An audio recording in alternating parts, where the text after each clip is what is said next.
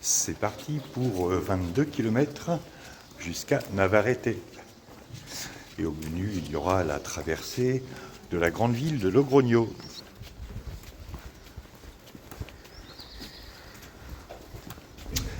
Et devant nous, ce sont deux Québécoises qui étaient avec nous à l'Albergue, qui était quasiment vide, puisque dans un dortoir de à peu près 15 personnes, on était 5.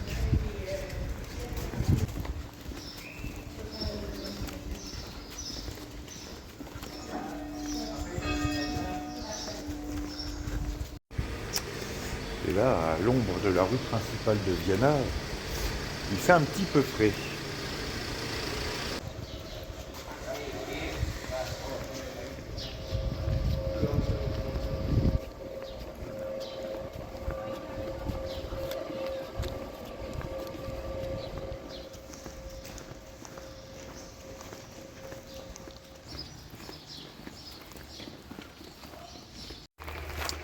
Voilà, on a quitté Viana et on a pris pied dans cette plaine qui va être pas mal urbanisée.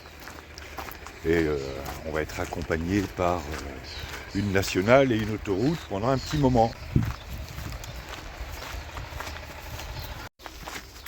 Pour l'instant, on va profiter de l'odeur de l'herbe coupée avant de respirer quelques gaz d'échappement.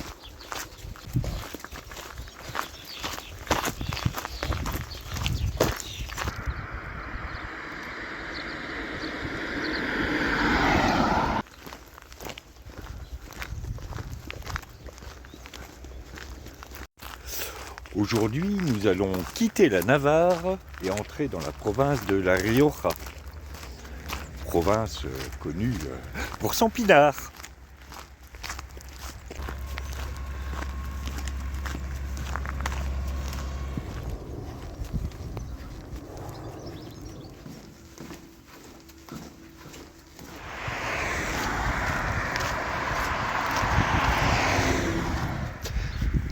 Et en face de moi, ce sont les montagnes qui appartiennent à la chaîne du système ibérique. Le système ibérique, c'est une chaîne de montagnes de moyenne altitude qui se situe au nord-est du plateau central de l'Espagne, la fameuse Meseta. Et on devra traverser cette chaîne de montagnes-là, qui donne naissance d'ailleurs à des fleuves tels que le Tage, que j'avais traversé l'an dernier.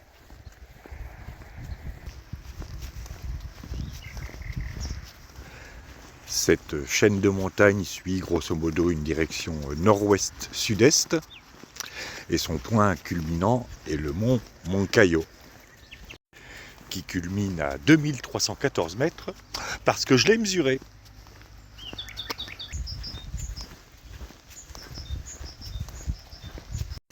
Et entre cette chaîne de montagnes et les Pyrénées, eh bien, il y a la vallée de l'Èbre où nous nous situons en ce moment. Èbre que nous allons traverser à Logroño.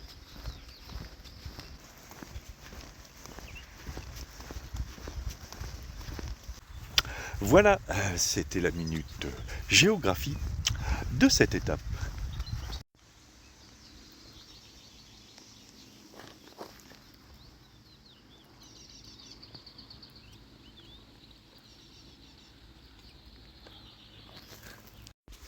Musaraigne du matin vient saluer le pèlerin.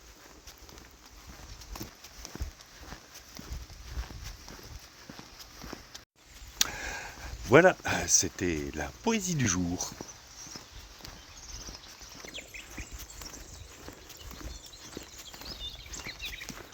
Petite illustration de la répartition des nationalités sur le Camino Frances à partir d'un panneau informatif. Le texte est ici en espagnol, en basque, en anglais et en coréen.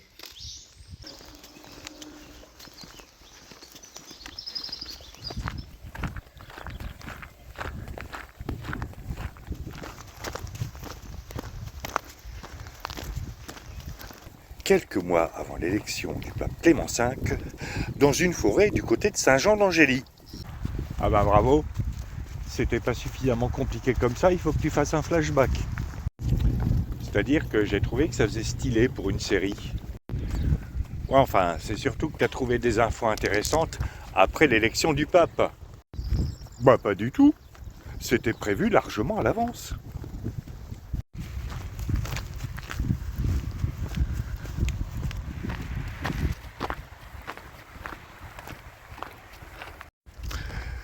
Que se passe-t-il dans cette forêt? Ou plutôt, que se serait-il passé dans cette forêt parce que les chroniqueurs divergent à ce sujet?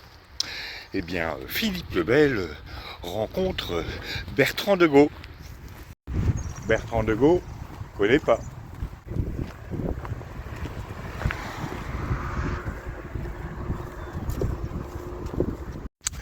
Bertrand de Gaulle, c'est l'archevêque de Bordeaux, le futur pape Clément V.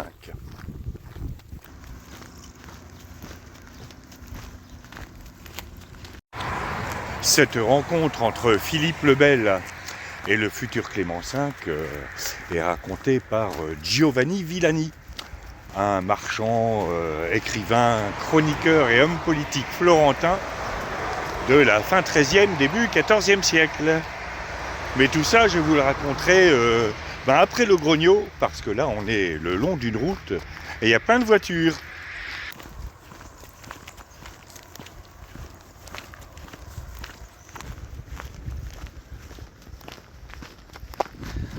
Voilà, on entre dans la zone industrielle de Logrogno. Et à partir de là, on aura droit à une zone urbanisée pendant quelques kilomètres.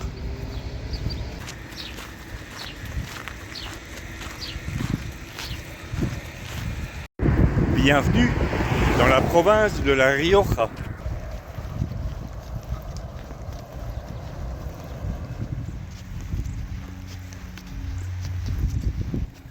On est en train de suivre une voie verte qui a été aménagée grâce à des aides de l'Union européenne.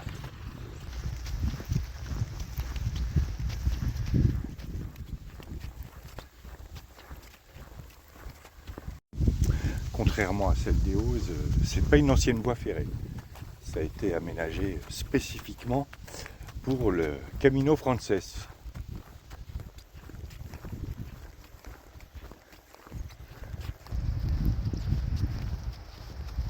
Au moins par rapport à celle des Hauzes, cette voie verte offre un peu plus de perspective.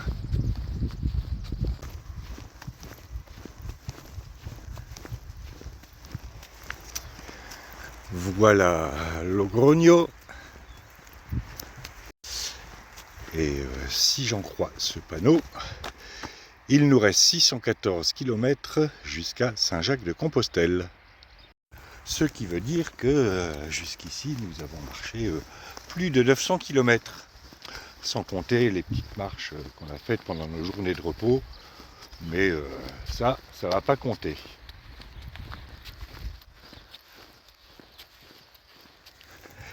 Et Navarrete est quelque part derrière cette crête.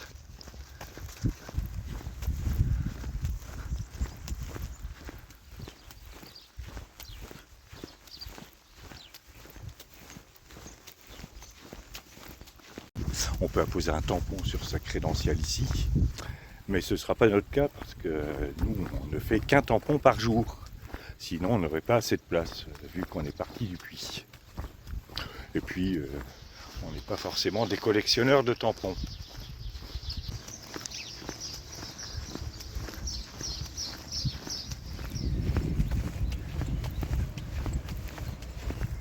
Et conformément à mes prévisions, on va arriver à Logrogno pile poil pour l'heure du second petit déjeuner. J'adore quand un plan se déroule sans accroc.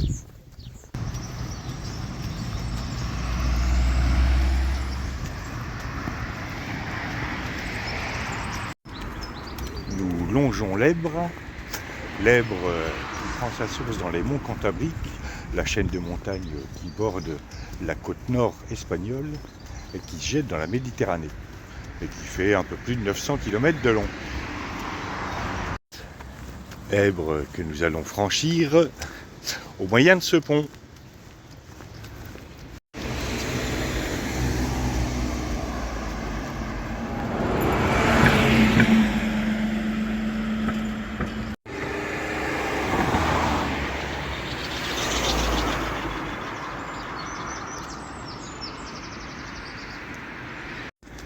Ah bah quand même, notre première cigogne. Alors ce franchissement de l'Èbre, j'allais le dire avant que la cigogne n'apparaisse, c'est pour moi en tout cas un repère important. Ça veut dire qu'on entre dans un autre tronçon du chemin. Et d'ailleurs, cette cigogne en est aussi le signe. Ça c'est chouette. Salut les filles! Voilà, nous sommes entrés dans Logroño, qui est la capitale de la province de La Rioja.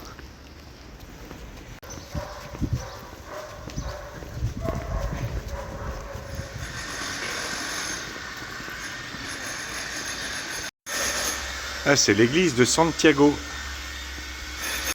Il y a pas mal d'églises cette année qui sont en réfection. C'est pas tout ça, mais il faudrait qu'on trouve un bar pour notre second petit déjeuner. Bon, bar du Parlement. C'est un lieu comme un autre pour un second petit déjeuner.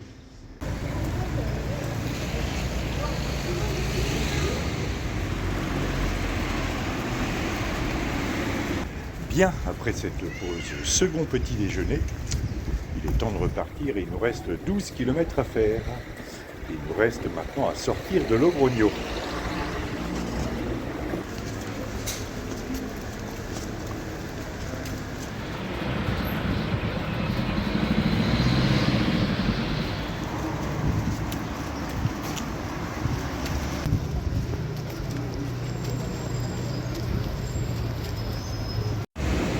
Chaque ville a ses marquages.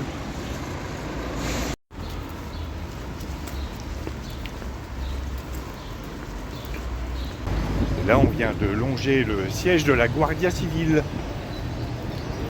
Ah, alors la passerelle est fermée pour raison de sécurité. Eh ben, on va emprunter une déviation. Ah, il y en a pas mal en ce moment des déviations sur le Camino en Espagne.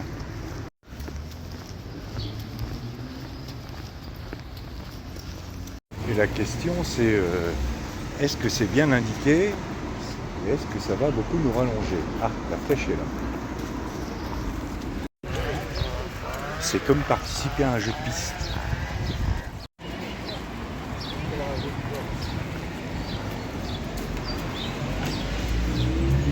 Bon, ça ne nous aura pas beaucoup rallongé, puisque là, c'est la passerelle qu'on était censé emprunter. Et ouais, qui m'a l'air un petit peu mûr.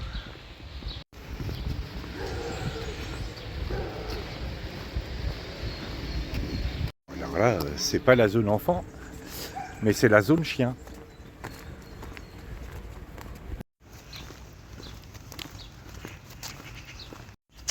Et comme on va traverser ce grand parc pendant un bon moment, eh bien c'est l'occasion de retourner dans cette forêt près de Saint-Jean-d'Angély.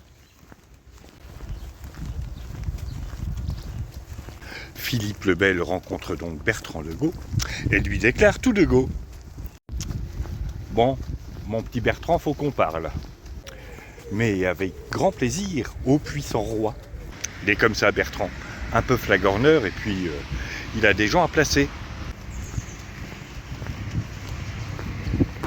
Bon, Bertrand, t'es d'accord avec moi que le coup de boule de Zidane sur Materazzi pendant la finale de la Coupe du Monde 2006, c'était mérité et puis ça justifiait pas un carton rouge. Je ne comprends pas, sire. Je cherche pas à comprendre. Eh bien, en tout cas, le coup de boule, il était justifié. C'est comme moi avec Boniface VIII. Et Boniface VIII, il s'en est bien tiré. Donc mon excommunication n'était pas méritée.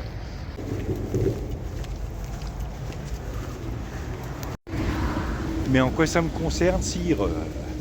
Je ne suis qu'archevêque.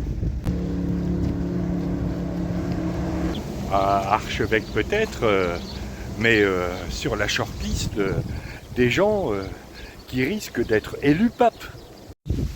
Non, sans déconner, sire. Sans déconner, mon petit Bertrand, vous n'êtes pas sans savoir qu'il y a des dissensions dans la curie. Et pour éviter que la curie n'explose et que ce soit la curée, eh bien on nous a fourni, ou plutôt je me suis procuré, une liste de 3 Français dont vous faites partie, et on doit choisir entre l'un des 3. Je ne comprends pas, sire, vous participez en tant que roi à l'élection du pape? Non, pas directement, mais j'ai une certaine influence. Et puis si on n'est pas d'accord avec moi, de toute façon, j'en transformerai quelques-uns en sauce bolognaise.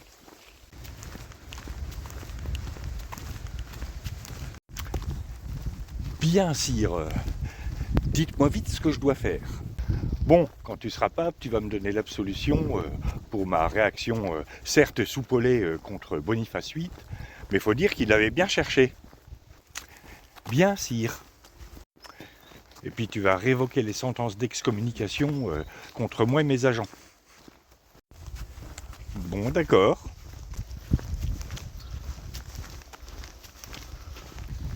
Et tu vas m'accorder pendant 5 ans le 10e du revenu des ecclésiastiques du royaume. Oh là, je vous trouve un peu gourmand, sire. Mon petit Bertrand, pense au jour où tu seras pape. Bon, d'accord, sire. Quoi d'autre?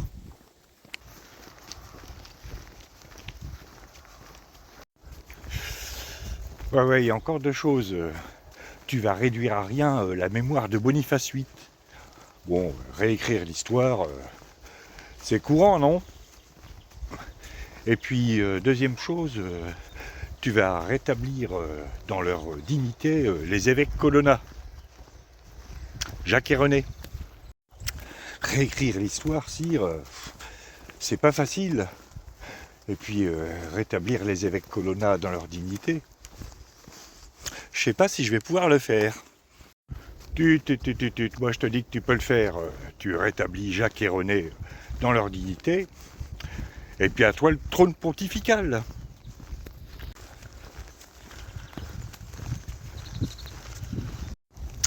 Et c'est ainsi que, selon Giovanni Villani, Clément V aurait obtenu le soutien du roi pour son élection au trône papal en échange de quelques menues concessions.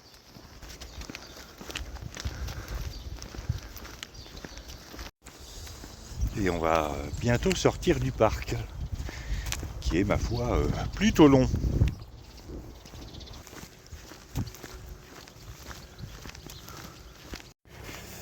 Et après une légère montée, on descend vers le lac de la Grajera, qui est un lac de barrage.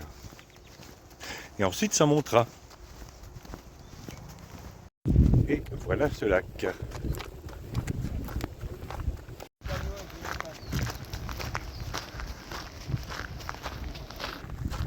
on fera une petite pause à l'entrée du parc.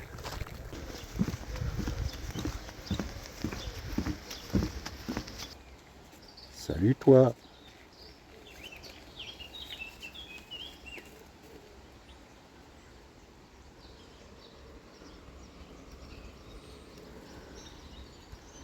Eh non, désolé, mais on va pas te donner à manger.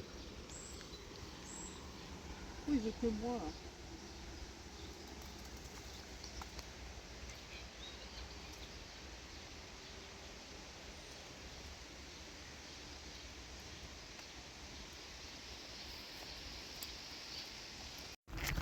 C'est toujours tentant de donner à manger aux animaux sauvages, mais c'est jamais une bonne chose pour eux. Quoique cet écureuil-là, de la manière dont il est familier, je pense qu'il a déjà dû être nourri par des promeneurs. Bien, on arrive au bout du parc. Et on va s'octroyer une petite pause. Petite explication sur quelques-unes des inscriptions que vous pourrez voir sur le Camino. Prohibido pitufar en el camino. Alors en espagnol, le verbe pitufar n'existe pas.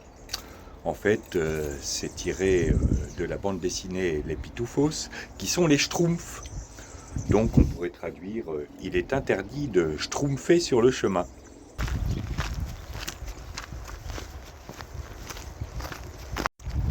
Voilà, c'était la minute linguistique de cette étape.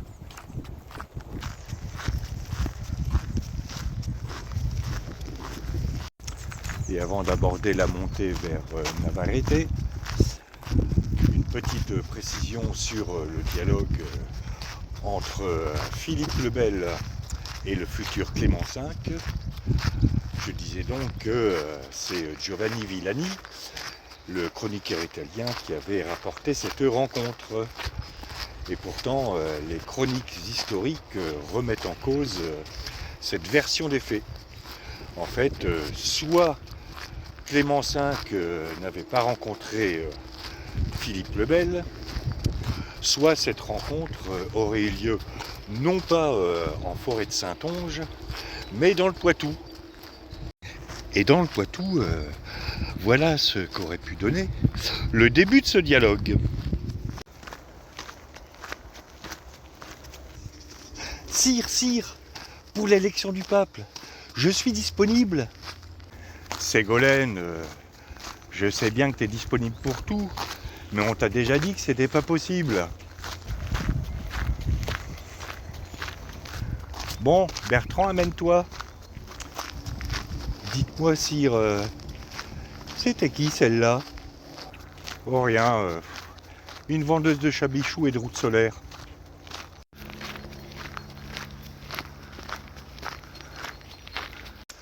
Clément V accédera-t-il au désir de Philippe le Bel? Eh bien tout ça, vous le saurez demain, parce qu'il nous reste 5 km et demi à faire à peu près, et que ça va monter.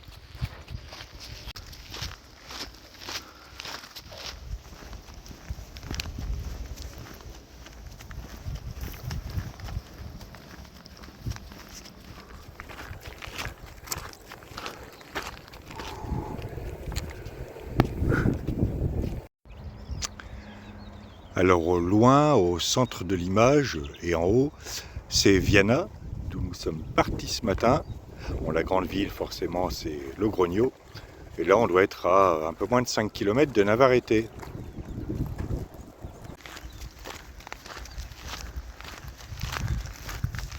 Bon, on est arrivé en haut de la côte, je pense. Ensuite, ça va descendre un peu parce qu'il faut qu'on traverse un nœud autoroutier. Et ensuite, il y aura la dernière montée jusqu'à l'arrivée de l'étape.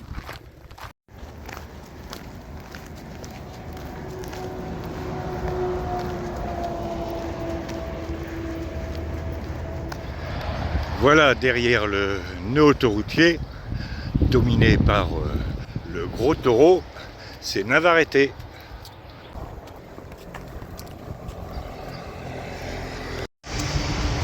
Évidemment, on préfère quand même le chant des oiseaux.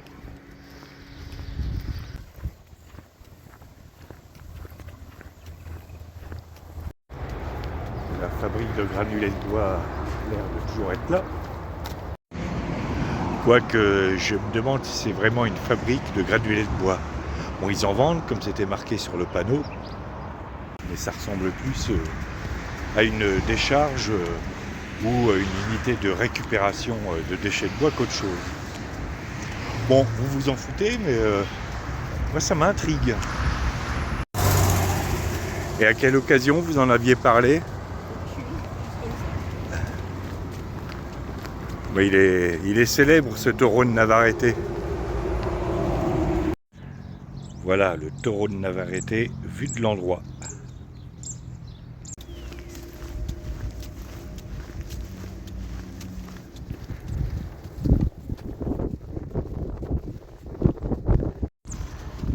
Bon, on vient de finir de traverser ce nœud autoroutier. Et en face, c'est Navarrete.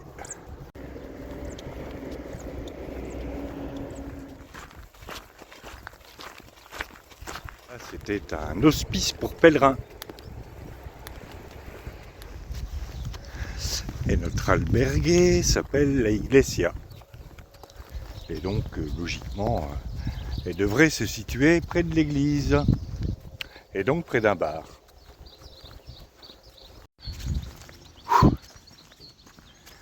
Voilà, nous arrivons à Navarrete.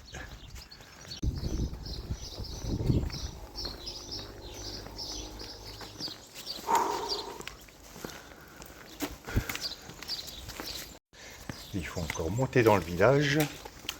Comme il est 14 h ou quasiment 14 h, tout le monde fait la sieste.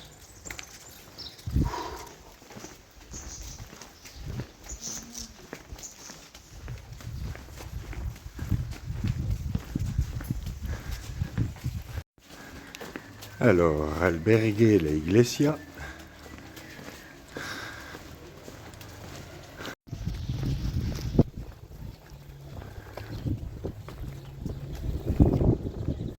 Qui est à côté d'un bar. Voilà, fin de cette étape de 22 km. Ça y est, on est installé. On va aller manger un petit morceau. Et demain, c'est une étape courte. 16 km jusqu'à Nájera. Je vous dis à demain pour de nouvelles aventures.